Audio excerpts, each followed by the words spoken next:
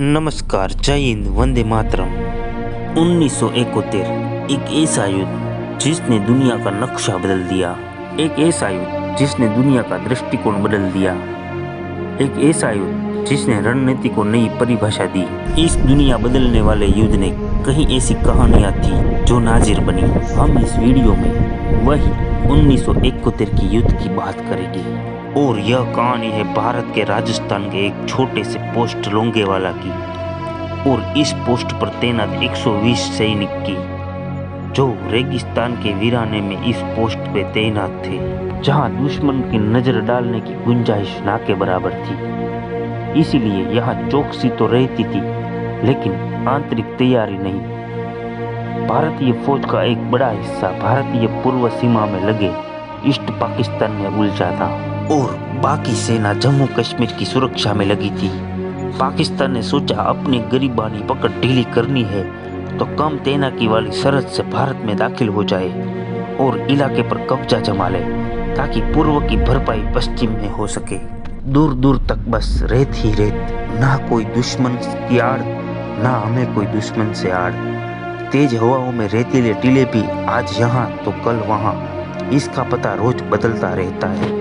यहाँ सरहद पर निगरानी रखना एक अलग चुनौती होती है। आमतौर पर इंटरनेशनल बॉर्डर का ये इलाका बॉर्डर सिक्योरिटी फोर्स के देखरेख में रहता है, लेकिन युद्ध के ऐलान के समय भारतीय सेना यहाँ पर तैनात हो जाती है। 1971 में भी ऐसा ही हुआ था। लोंगेवाला एक सामान्य सा पोस्ट था। लियासत 23 पंजाब की एक कंपनी को इसका जिम्मा दिया गया था। राजस्थान में भारत पाकिस्तान के बीच अंतरराष्ट्रीय बॉर्डर है, यानी यहाँ सरहद को लेकर कोई मतभेद नहीं रहा। यहाँ जैसलमेर जिले में एक सबसे बड़ी रेतीली सीमा है, जिसका सबसे महत्वपूर्ण स्थल सादेवाला है। लोंगेवाला पोस्ट पर पंजाब रेजिमेंट की 23वीं बटालियन भी थी और अल्फा कंपनी तैनात थी। उसकी अगुवाई कर रहे थे मेजर कुलदीप सिंह चांदपुरी। लोंगेवाला पर किसी भी प्रकार का खतरा होगा ये किसी ने सोचा भी नहीं था। हाँ, पर वहाँ पोस्ट पर तैनात एक कंपनी ने एक ऐसी आशंका जताई थी, लेकिन उस समय ये आशंका बेबुनियादी लग रही थी और पाकिस्तान को इस बात का अफसोस था कि हिंदुस्तान फौज कभी भी इस पोस्ट पाकिस्तान की ओर कूच ना कर जाए, और इसीलिए उन्होंने 3 दिसंबर को पश्चिमी सीमा पर एक साथ भारत के 11 अग्रणी एयरफील्ड और रडार सिस्टम पर आक्रमण कर दिया। पाकिस्तान की 18वीं डिवीजन के डीओसी जनरल बीएम मुस्तफा को जिम्मा सौंपा गया भारत सीमा में घुसकर आक्रमण करने का, और पाकिस्तान के इस ऑपरेशन का नाम था operation break. Brigadier Tariq Mir की अगुवाई में 2 बटालियन को आगे निकलना था। वो लोंगेवाला को बाईपास करते और भारत में रामगढ़ तक दाखिल होते और उनके साथ टैंकों का एक्सपोर्टन भी होता था। दूसरी ओर से ब्रिगेडियर जहांबेग अरबाब की अगुवाई में एक बटालियन को लोंगेवाला पर कब्जा करना था। अंतिम लक्ष्य के तौर पर जैसलमेर एयरबेस पर कब्जा करने की योजना थी, पर आखिरी लम्हे पर ब्रिगेडियर तारिक मीर ने प्लान बदल दिया। ब्रिगेडियर तारिक मीर ने लंबे चौड़े ऑपरेशन की जगह एक ही साथ पूरी ताकत से आगे बढ़ने की योजना रखी और तय किया सीधा पक्का रास्ता वक्त बचाएगा और 2000 पाकिस्तानी सैनिकों को लेकर लोंगेवाला जैसे अकेले पोस्ट को नष्ट करने में समय नहीं लगेगा। पाकिस्तान का प्लान था लोंगेवाला में नाश्ता करना, रामगढ़ में लंच और जैसलमेर में डिनर। यूं तो ये साजिश की बनक नहीं थी, पर भारतीय सेना की ताकत है कि कभी भी अति आत्मविश्वास से नहीं पड़ते और दुश्मन को कम नहीं नापते। इसीलिए हमारी सतर्कता में कभी कमी नहीं होती। 4 दिसंबर की रात के 2nd लेफ्टिनेंट धर्मवीर की अगुवाई में एक पेट्रोल पार्टी गश्त को लिए निकली थी। वहाँ रेगिस्तान के सन्नाटे में उन्हें एक अजीब सी गड़गड़ाहट सुनाई दे रही थी। 2nd लेफ्टिनेंट धर्मवीर ने फौरन अपने commander officer major Kuldeep Singh Chandpuri को खबर दी। 2nd लेफ्टिनेंट धर्मवीर से कहा गया कि वो और करीब जाकर देखे। रेगिस्तान की सर्दी बड़ी भीषण होती है, कभी कभी कोहरा भी घना होता है, लेकिन उस वक्त पूर्णिमा की रात थी। चांद की रोशनी में सब साफ साफ दिख रहा था। पाकिस्तान में धूल का बवंडर उठता हुआ पाकिस्तानी टैंकों का काफिला धड़धड़ा सा चला आ रहा था। कैप्टन धर्मवीर ने कमांडर मेजर कुलदीप चांदपुरी को स्थिति का संदेश भेजा। इस दफा शक की कोई गुंजाइश नहीं थी। मेजर चांदपुरी ने तुरंत बटालियन हेडक्वार्टर सांधेवाला, ब्रिगेडियर हेडक्वार्टर और डिवीजन हेडक्वार्टर को संदेश भेज दिए।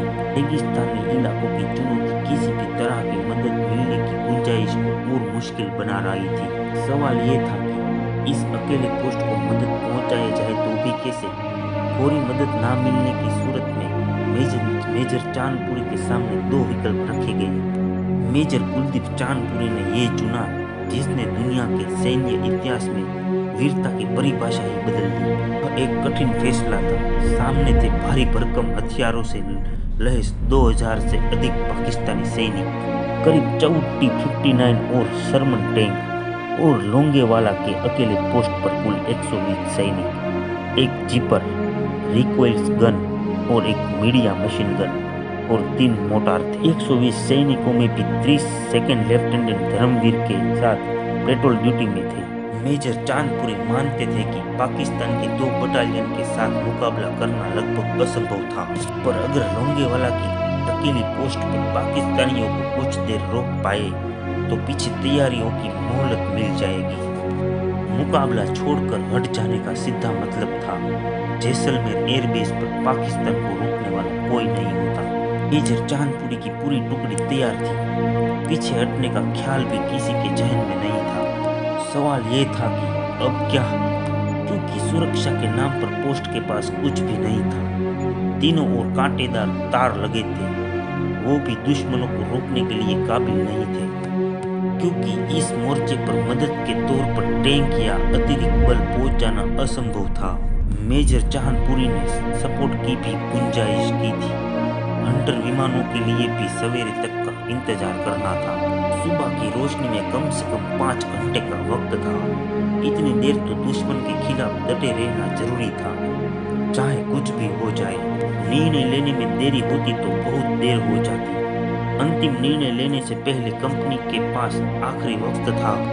इस जंग में उतरने से पहले एक एक सिपाही को समझाया, ये जंग हथियार से नहीं हौसले से लड़ी जानी है।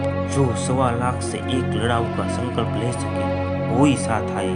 सुबह तक पाकिस्तान को रोके रखना था, जान लेकर या जान देकर। मेजर चांदपुरी जानते थे कि एक छोटी सी टुकड़ी लेकर इतनी बड़ी फौज पर टकराने का मतलब क्या था, लेकिन उसको ये भी पता था मातृभूमि के लिए करना ही था।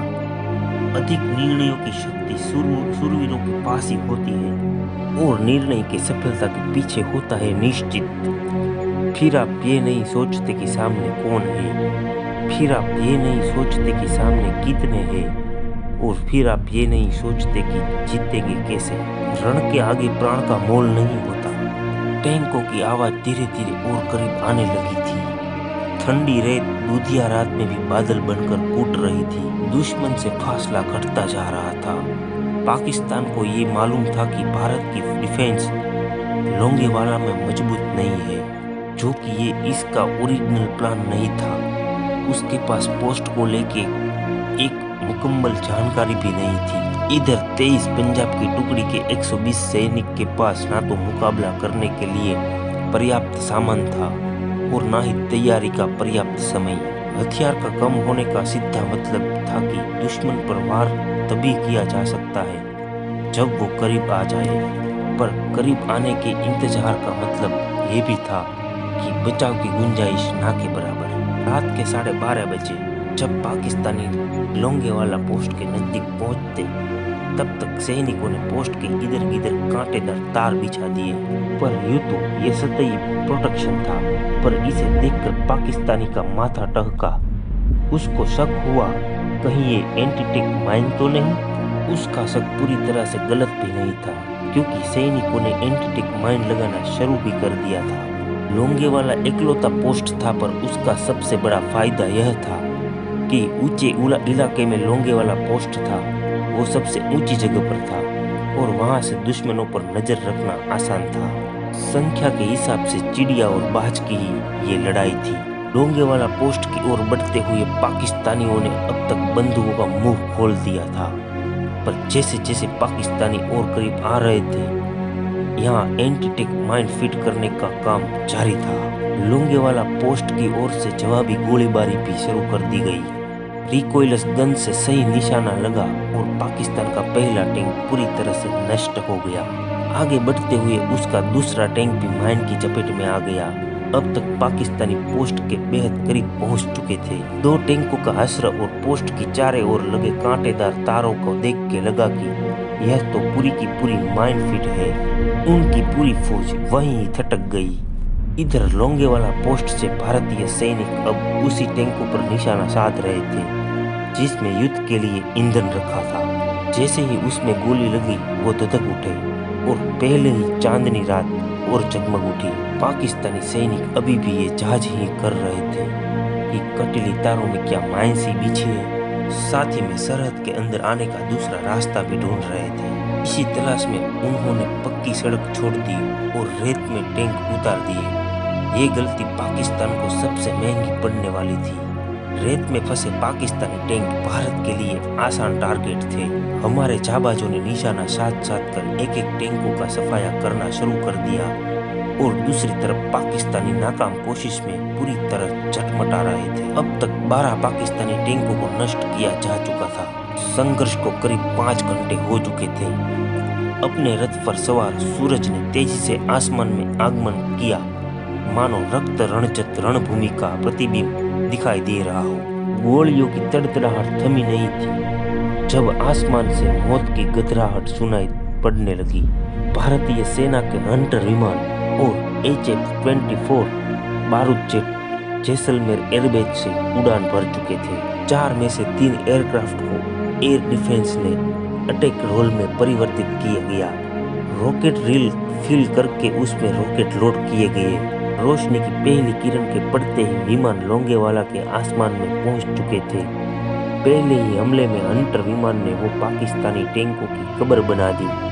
बाज की तरह झपट रहे हंटर को देखकर पाकिस्तानी सेना में हलचल मच गई। वो भागने की कोशिश भी करे तो कहाँ जाते, और इधर विमान एक के बाद एक अटैक कर रहा है और अटैक के लिए हथियार और फ्यूल के लिए जैसलमेर लौटते हैं और वापस हमला बोल देते हैं। पहले दिन के अंदर पाकिस्तान के 15 टैंक तहस महस हो चुके थे और 23 अनेक गाड़ियां नष्ट हो चुकी थी। लेकिन युद्ध अभी खत्म नहीं हुआ। 6 दिसंबर को भी दुश्मनों को खदेड़ने का सिलसिला चलता रहा। वायुसेना के फाइटर ने कुल 70 लड़ाई को खत्म होने तक पाकिस्तान के 33 और टैंकों को नष्ट कर दिया था। जमीन और आसमान के वीरों के प्रयास के कारण लोंगेवाला में पाकिस्तान की एक पूरी T-59 मिट गई। युद्ध के दौरान जो पाकिस्तानी मैसेज इंटरफेयर हुए उनके सुनकर आपको भारतीय सैनिकों का बेहतर अंदाज देखने को मिलेगा। दुश्मनों के हवाई फौज ने नाक में दम कर दिया है। एक हवाई जहाज जाता है और दूसरा आता है और 20-20 मिनट ऊपर नाचता है और 40% सामान तबाह हो चुका है। आगे जाना तो क्या, पीछे मुड़ना भी मुश्किल हो गया है। जल्दी हवाई फौज को मदद के लिए भेजो वरना वापस मुड़ना मुश्किल है। जल्दी हवाई फौज को मदद के लिए भेजे वरना वापस मुड़ना मुमकिन है। तो ये थी हमारे 120 जवानों की कहानी जो कि 2000 पाकिस्तानियों पर भारी पड़े और उसे वापस जाने को मजबूर किया और उसके कई टैंक और सामान को भी नष्ट किया। तो मित्रों, आपको ये वीडियो पसंद आया हो तो इस वीडियो को लाइक करें और आप हमारे चैनल पर नए हैं तो चैनल को सब्सक्राइब करें।